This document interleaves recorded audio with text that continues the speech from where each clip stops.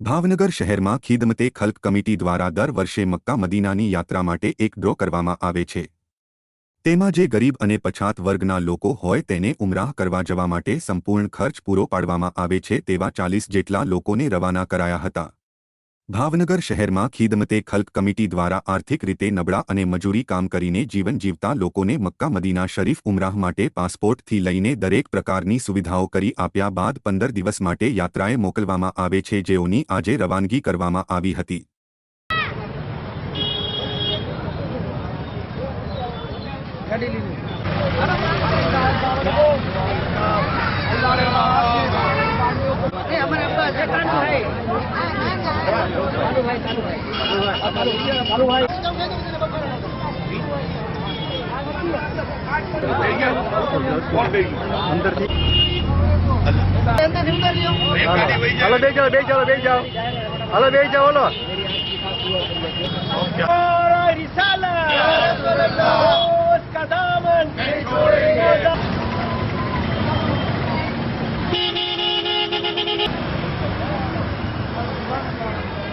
તો એવા ખુશનસીબ લોકો મક્કા અને મદીનાના મુકદ્દસ સફરમાં રવાના થઈ રહ્યા છે।